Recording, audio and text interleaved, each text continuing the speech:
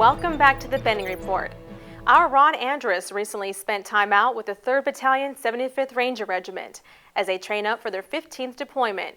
In part 2 of our series, Ron continues with an exclusive inside look at how Rangers prepare for war. Ron? That's right, Sarah. Once again, the Rangers have been busy training hard day and night to ensure that they're prepared for war and ready to close with and destroy the enemy.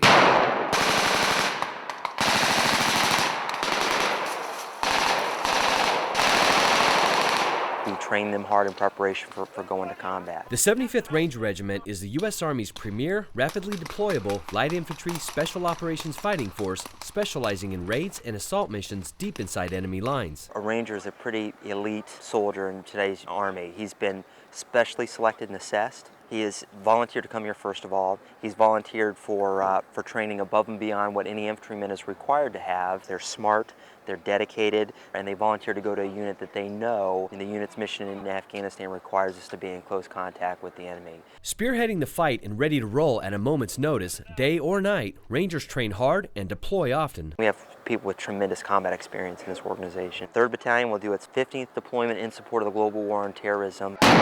There are some individuals that have done 11, 12, 13 combat-related deployments at this point, so the sacrifice is pretty significant. To stay ready and properly prepared, their training must be as realistic and challenging as their missions and op-tempo downrange. This is the most realistic we can make it for a platoon and a company to prepare for actions overseas based on receiving a mission, based on real-life targetry overseas that we will face.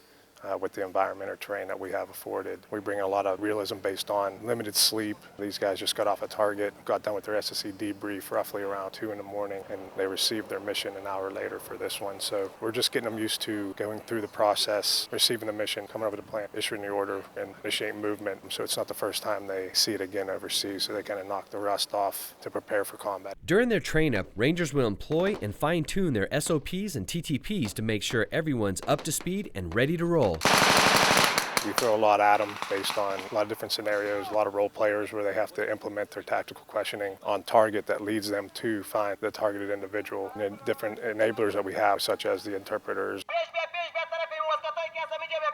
These will be the ones that will go overseas. You know, it's not the first time they worked with us. They feel comfortable working with us, and they know our SOPs and TTPs.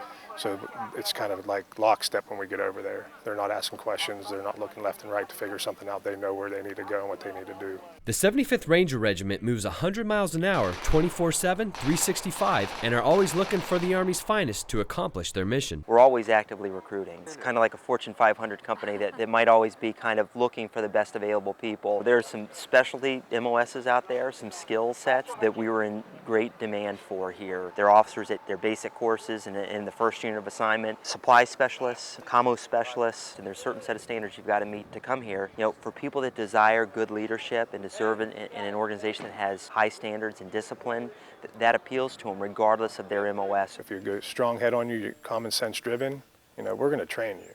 That's the bottom line. We got 2 enemy passes. The 75th Ranger Regiment is looking for energetic, highly motivated, male active duty soldiers from all MOSs to fill their ranks. So if you're interested in joining this great organization, give a Ranger recruiter a call and see if you have what it takes to become part of the team. So Ron, I understand you're working on another installment of Ranger training. What's next?